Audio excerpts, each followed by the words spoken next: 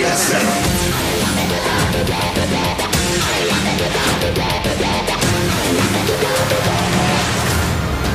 Ready, aim, GSL Season 3.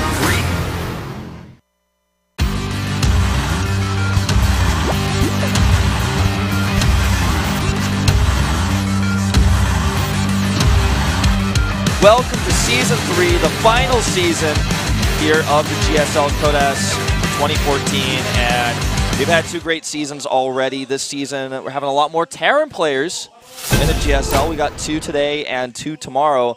Could even end up seeing some TVTs in the GSL. It's been years. I'm so happy this is happening, actually. Everybody loves to watch TVT. I know this from Protoss players, from Zerg players, from Terran players, of course. You know, they love to watch that. They love to study those big Terran players, and we're probably actually going to have it. It's like a probability here that we're going to have it today, yeah, and possibly in the future. Yeah, there's a very high chance that not only today but tomorrow as well, we've seen some Terran versus Terrans. Now, Tasis and Artosis are, of course, traveling. They're going to Taiwan right now. So we've got Brendan here on fill-in duty, on Code S duty. You did do a little bit of Code A just recently. So you got some GSL experience, you know. Yeah, I've been up on this desk a couple times. Yeah. Feels like home. Yeah, so you just see our results from yesterday. Effort kicked ass, actually owned his group, got out in first place, and then SOS was able to advance along with him. Sad day that our GSL champion Classic was not able to go out of the group. A little bit of an underperformance out of him yesterday and didn't play so well, but really Effort was killing it. We saw that out of Classic actually as well towards the end of Pro League as well. You know, he wasn't playing at his top shape, you know, so maybe falling down a little bit, maybe some of that pressure coming to him here in the round of 32. So well, yeah, once once he lost to Mech that Byung was using, I think that kind of threw a wrench into his mind. Yeah, you know, I know all the Avilo fans are tweeting at him all the time and stuff. Yeah. He's getting really stressed out. But you know, it's like, wow, I knew Avilo's way would always be the right way. But yeah, he lost to Mech build. He's been in a bit of a slump, but did not advance yesterday. We're gonna jump to a quick interview here with our players. And of course, we've got Gyuri here. In order to ask these players some questions. 어제처럼 이변이 탄생할지 벌써부터 기대가 되는데요. 오늘 32강 비조 경기에 나서는 선수분들 한 분 한 분 만나보겠습니다. So we're going to take a look at each Group B player one by one, 이번 she says. 시즌에는 8강 시드를 받고 와서 편안하게 시즌을 시작하는 선수입니다. SK텔레콤 T1의 정경주 선수. So this player that we're going to talk to first came from the round of 8 last season. It's paralyze. 시드 각 보셨어요? 어떠셨어요? 시드라서 되게 편하게 좀 보면서 기다리는 입장에서 되게 좀 기분 좋았어요. You know, he's pretty comfortable getting here to Code S. He's just sitting back at home watching Code A games. 그때 생각하면 기억나세요? 그때 너무 힘들어가지고 그때 기억은 아직도 또렷하게. So, do you remember last season you got in for a wild card spot? So it was a really tough season. And he said it really was, you know, pretty uncomfortable. 저그 없는 건 괜찮은데. So there are 2 Terrans in your group. What do you think? 아니라고 생각하고 and he says he's really happy. There's no Zergs. 올라갈 생각 안 하고 왔어요. But he doesn't think it's an easy group. 올 시즌 목표가 궁금한데요. 이번에는 어디까지 설정하고 계신지 궁금하네요. What's your goal for the season, though? 받아봤는데 굉장히 좋더라고요. 네. 그래서 일단은 시드를 따는 게 제 목표고. 네. 시드 따면 he feels really comfortable that he just got here off of a seed, and he wants to go back to the round of 8 again, so he can make sure that he's seeded into next season as well. 자, 마지막으로 팬분들께 한마디 해주시죠. Seems like you've been getting better and better, so he thinks it's possible. Any words for your fans? And he says he feels like he hasn't played on TV in a long time, and he wants it to play out the way he wants it to. So cheer for me today. And she wishes him good luck. 맞상대죠. 두 번째로 만나볼 코드A에서 보여준 공격적인 We're going to be hearing from his opponent. 불꽃테란이라는 He's got quite an aggressive game style. 지네어 그린윙스의 김도욱 선수 만나보겠습니다. It's Cure from General Green Wings. 네, 자, 첫 코드X입니다. 소감이 어떠세요? It's your very first Code S. How do you feel about that? 긴장도 되고 기대도 되고.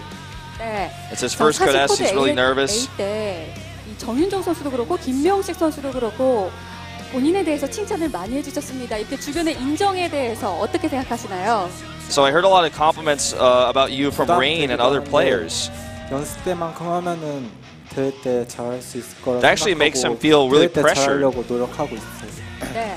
이 프로토스전 잘하는 이미지를 심고 But 싶다 he's always trying to play the way he 이번 wants. 조에 저거 없이 프로토스만 두 분. She's saying that you told me that you wanted to 도피한 show that you are really strong against Pro S. You want to create that image for yourself. 힘들다고 처음에 생각했는데 네. 코데스는 좀 다 힘들다고. It's really tough actually at first. 네. 이번 시즌 목표와 Because it's his first time, and he said it's just Code S. You know, that's the way it is. Code S is a hard tournament, so he's okay with that. 코데스 16강 He said yesterday SOS was able to advance to the round of 16. It's a really good start for his team. And you know, he made the first step and he wants to follow him. And of course she wishes him good luck as well. 자, KT 로스터의 미래자 또 3연속 Now we're 코데스 going to be 진출을 hearing from our 이룬 third KT player. 로스터 김명식 선수 만나보겠습니다. 안녕하세요. 안녕하세요. 네. He's the guy who's known as being the guy who wants to be just like Zest. 코데스 세 번째긴 한데. It's your third Code S. How do you feel about that? 이번 시즌은 진짜 It's my third Code S, but I've never made it to the round of 16 before. 계속 각오하고 있었는데 이번 32강만 넘기면은 비시즌이더라고요. I already have experience from 2 seasons, so I think it's going to help a lot. 오늘 열심히 해서 올라가서 이번 시즌 사고 한번 치겠습니다. You know, if I advance, then of course, you know, it's going to be going basically further than he expected. 신영 선수가 기다리고 있거든요. 이번 조편성은 어떠신가요? So last time you met Maru, and you're facing Innovation this time, who's just as good as Maru, she says. 부셔진 상태였었는데 지금 연습도 많이 하고. So she's actually he's saying that he's really good at playing against Terran. 조편성은 되게 마음에 And he's been practicing a lot, so he feels really confident in the matchup. And he really likes his group. He's pretty satisfied. 그런 얘기는 없었는데 아무래도 테란 분들이 다 좀 탑 클래스 분들이라. So basically he's saying like, there's a lot of talk about, you know, there's basically this like idea that you don't want to eliminate a Terran player because there's so few Terrans. There's like this idea, and he's like, I never really heard about that, but he doesn't really care. He thinks all the Terrans are good. And she's asking now, of course, for him to say any last words he has. 개인 리그 준비도 많이 했는데 그분들한테 정말 감사해요. KT Rolster's been practicing a lot for the finals. 네, 알겠습니다. 오늘 활약 기대해 보겠습니다. He's been practicing so hard for the finals and also for individual leagues. So it feels like he can show a really good performance today. 네, 빨리 오고 싶으셨던 것 같은데요. And our final player, of course, the group. 이신영 선수 만나보겠습니다. I think the big fan favorite today. It's Acer's Innovation. 빨리 오고 싶으셨나 봐요. 오늘 pretty good. Looking pretty handsome. 오늘 조가 되게 많은 분들이 쉽다고 하는데. How do you feel today? 나쁘지 않은 것 같고 또. A lot of people say my group's easy. 상대분들이 저를 어떻게 생각하실지는 모르겠지만 일단 저는 되게 괜찮은 조라고 생각합니다. I'm not really sure what my opponents think about me though. But for me, it feels like a really good group. 많이 유리하다고 보시는 거예요? 제가 토스전을 좀 괜찮아하는 편이어가지고 토스전은 좀 Do you think 괜찮은 것 같고 또 김도욱 is easier to play ever since we had that Widowmine patch? 아무래도 무난하게 1등으로 Feels like it's okay. 진출하지 않을까 생각합니다. And he's very well versed with all of his opponents. He's played them against in the past. He's beaten them before. Then he thinks he's going to get out of the group in first place. Very 이신영 선수 confident. 그때 얘기 많이 나왔거든요. 어떠세요? 도움 많이 되나요? 확실히 저그전은 So the mine got buffed. 뭐 다른 what do you think about that? 좀 비슷한 것 같아가지고. 네, 확실히 저그전은 괜찮아진 것 같아요. And he sees he says it's good against Zerg, but against the other races it feels really similar.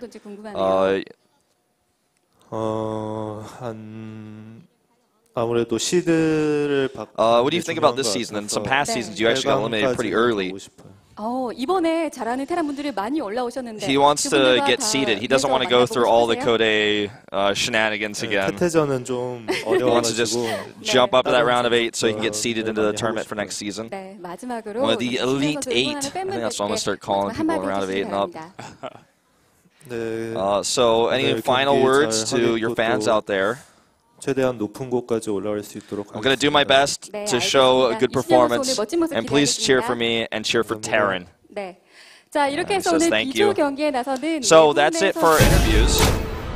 But let's talk a little bit about some of our events here. Yeah, I guess I'll take this because you just did that whole thing. First, guys, we have a GSL coin system now. You can earn GSL coins by participating in events, studio attendance, and etc. You can use them. You see it on screen. All season giveaways, you can exchange coins for giveaways regardless of seasons. Season giveaways, special giveaways for the fans who can save the most coins until the grand final. Yeah. And more details on the giveaway will be announced in the group selection day. Yeah, and as you can see, if you just come to the studio, you get 1 coin, 2 for the opening game if you're here at the very beginning. And if you get a cheerful on the screen, as our Toasted Taste was talking about yesterday, you'll get 2 coins. We do have an Aces Day coming up as well from the 27th to the 29th. All the information about that is going to be released a little bit later, but should be pretty exciting. One of our big sponsors here for the 2014 seasons. Yeah, really cool that they would be able to prepare an event like that. It really shows their dedication. But guys, we're going to get right to these games. The first game here is going to be Paralyze versus Cure. Second one will be Myungsik versus Innovation. I love we got our four booth cameras back, man. Yeah. Just like the old days of the GSL. Really, really cool. So sick. It's like some of those groups, some of the days when like one of the players didn't show, like the 4th camera just showed an empty seat. Yeah. It was like very poignant, man. I love the 4 camera shot. All right, Paralyze, known as the Afro Toss in his StarCraft 1 career because he always had his hair permed in such a way it looked like an afro. Starting things off here against Cure. Now for Paralyze, he's probably gotten a ton of really good practice versus Terran because he's preparing for, helping some of his players actually prepare for the upcoming Pro League finals. This is a guy who does really well in individual leagues, but he doesn't come out all that often in Pro League, and he's got to help his teammates prepare. So he's playing against all those really amazing Terrans on the team. And, just like you said. I feel like, his PvP may be a bit stronger than his PvT right now because he's not playing in the actual finals, and he's probably helping his teammates more for PvP than for PvT. Or rather for TVP, excuse me, because he's only got Fantasy on his team, really, that's looking like a strong Terran. So not many Terrans practicing with him, mostly Frost, I would say. Take a look at his record here. I mean, he's 12-12 in matches, so he's got a flat 50% win ratio. And his match against Terran, he doesn't have a whole lot of stats to look at. Yeah, I mean, you can't really judge the matchup based on just that small amount of stats. I mean, you can take something from that in the fact that there's not many Terrans to face off, in recent days. He just doesn't have that many games against Terrans.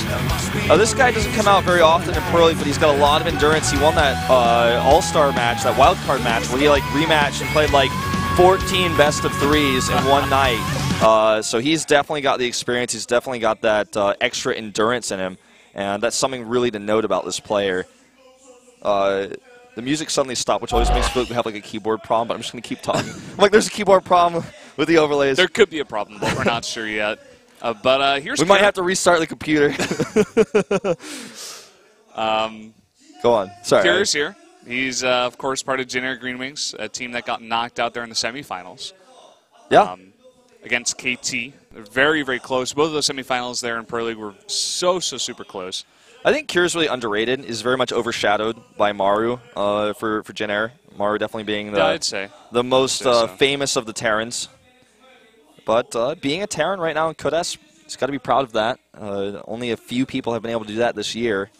Yeah. I can't remember the last time we had a TVT in Code S in a group. It's been a long time. I said earlier years. I don't think it's quite been years, but it certainly feels like it has.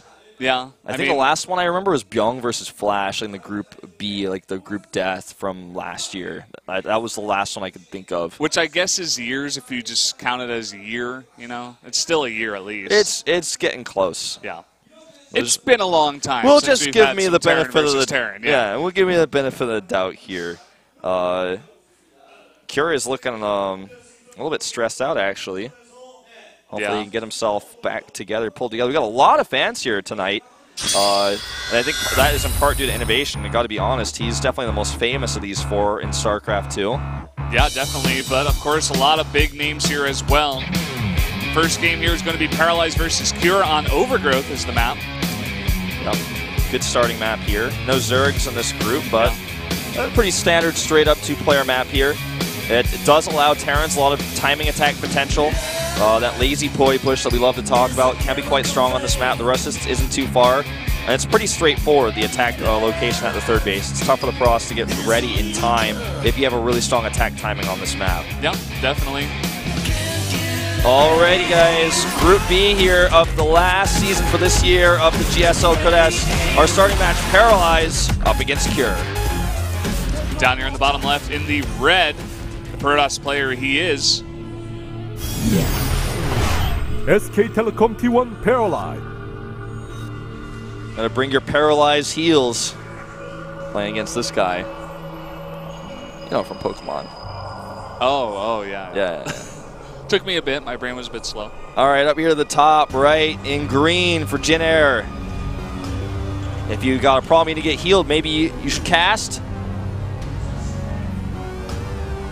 Cure. You know, like the spell to heal yourself, right? Yeah. Sometimes it's lesser cure or lesser heal, but this cure is definitely not a lesser. Right, well, if you're playing Mia in Golden Sun, you might cast Ply, or Ply Well, or even Wish Well, if you want to heal your entire party. All right, there it is. Jin Air Green Wings Cure. You know, in some cases, you might want to use a Super Potion, perhaps eat some food. Yeah. Yeah. Some fruits, you know. Yeah, some fruits. I know maybe. you like some fruits, so. I don't really like fruit. We can go eat some fruit later if you'd like. I will skip it, but thanks for the invite. Okay.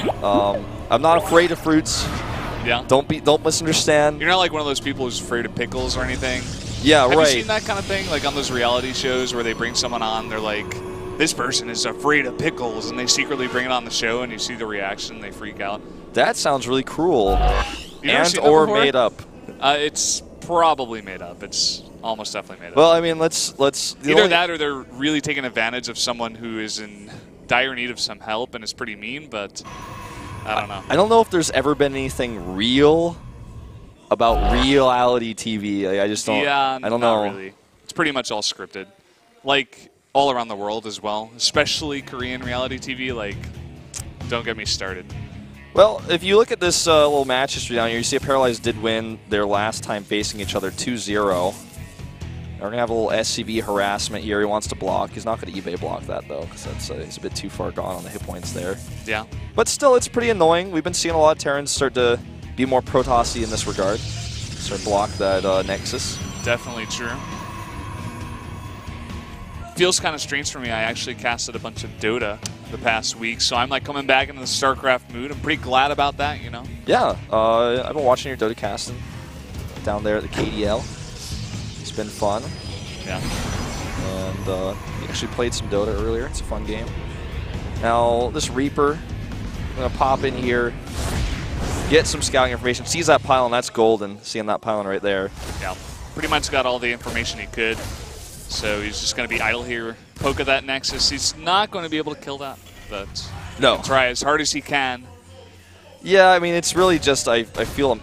I mean, the funny thing is it looks like he's microing it with the intent of damaging it, but I think it's more of a matter of it's just in such proximity the Reaper automatically fires. He really wants to sack the Reaper and hop in here. I don't know about that. He does deftly escape.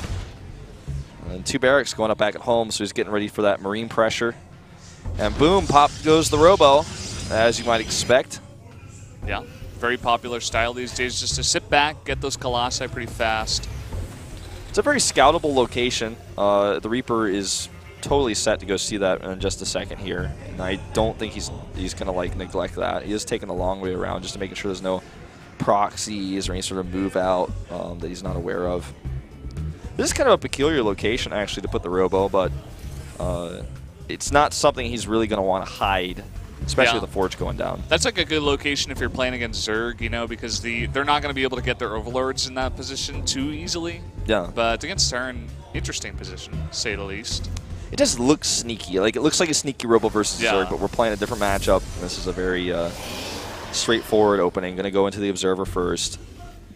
And we already have a pretty quick stem coming out here for Cure. He is getting ready for that attack. But because he's not quite aware of what Paralyze is doing just yet, he's going to keep his Marines at home. Stay on that mineral line. Going to bring some of them back there into the main, just in case it's Oracles. Right, or even some sort of weird Warp Prism play. One just wants to be careful about that. That's true. Just one gateway so far, so we're going to have a lack of gateway units here so far. Just getting that tech out as soon as possible, as many observers as possible, getting the upgrades as well, getting the +1 to armor so far. Yeah, everything pretty standard here. Now, I'm really curious to see how much there's going to be a commitment here by Cure, because he's actually doing something pretty unique, and that he's researching stim and combat shields at the same time. Obviously, he's going to have a lot of Marauders with this too, and I think he's going to want to be very aggressive. Like, when I'm talking, like, he's going to just fight straight up here and maybe even trade against the Nexus cannon. There is a cannon being made right now, as Paralyze is like, that's a lot of stuff. That is a lot of stuff. He's going to see the timing on that factory, and he's going to know it's 3 barracks. Yeah, does he know how many Marauders there are? His gates are so late here. Super, super late. He's making an Immortal because he needs stuff. He's making 2 more gateways. These are kind of panicked. He's not going to have a lot of units when this hits, man. This is going to be very, very hard to hold. This is really tough, man. He's going to have 3 stock and 2 sentries right now. We'll have the Nexus cannon, but this is so much Marauder fire. Does not have concussive shells, but I mean, he can get it actually pretty shortly afterwards. 4 Marauders with this, 19 Marines, stim and combat shields. Yeah, killing those plates may give him a little bit more room to work with, perhaps, but all right, he's going to need a lot more than what he's got right now, though, to hold this. First Immortal does come out, and here we go. That cannon doing some work here. Reaper goes in the main. Meanwhile, that Time Warp is totally missed. It's on top of the Nexus, and he's going to find his way into the main base. He's going to go straight into the main base. There's no more energy by that bot's Time Warp, and here comes the damage. He's going straight for that pylon on the Robo. No Colossi for you, no Immortals for you either. Killing a ton of probes, so Zealots are going to help hold off for now, but he's doing so much damage. The Reaper's even getting some kills over here. 4 kills on the Reaper. And he's actually going to get in between here. I mean, the Zealots can't fight. He's losing more mining time with his probes. And this will finally be cleaned up here in a second. Why that Mothership Core? Will he get the Zealot? He may get that Zealot. So close. I think he's going to get it. He's going to get it. Good micro on the Marauder here. One more probe. Oh! He gets it. No more probes, though.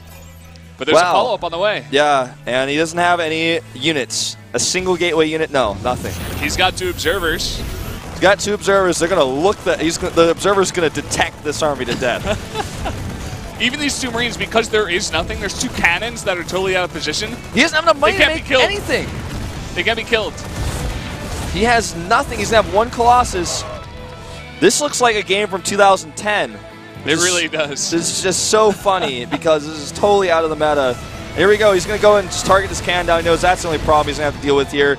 Maybe get the Mothership Core because it is starting to get a little bit more energy out. And there's a Colossus, so it's not going to end the game, but damage is done. So much damage. He's powering up hugely at home. He's got 3 more racks. He's got Medivacs now. He's going to have +1 for his Marauders, making those concussive shells so much stronger. He doesn't research those, actually, funny as it is. I guess the technical term for the Marauder attack is Punisher Grenade, but let's not get technical. Let's not get technical, please. Let's not do that. So he's going to go into the main here with these 2, and there's 1 Colossus, 2 Sentries, and I think a Zealot or 2 on the ground here. So this is definitely going to pick off some pylons, at the very least, I would say. Well, he's got a lot of stuff here. He's going to focus down that Colossus. Tries to recall. Oh my god! Paralyze is nervous or something. What was that recall? If he recalled a natural, I wouldn't have blamed him, but maybe that was like a panicked reaction here. That was a panic, man. I think a Nexus can would have been better, but let's be frank, this game is over. Oh, it's over. He's got units at the front now. There's no units here. There's Zealots. There's 6 Zealots. That's not enough. He doesn't have anything. Nothing, man. That Nexus is going down. He can ignore that Colossus if he wants to. Nexus will go down first. Doesn't even have to kite here. He's even a cannon helping out, but it doesn't matter. Splits his units into 2 groups, 1 for the Colossus, 1 for the cannon. There's going to drop on top. Like, oh, Colossus, like, no, please. GG. GG, wow. Even that Willmine's coming. Very, very one-sided game here.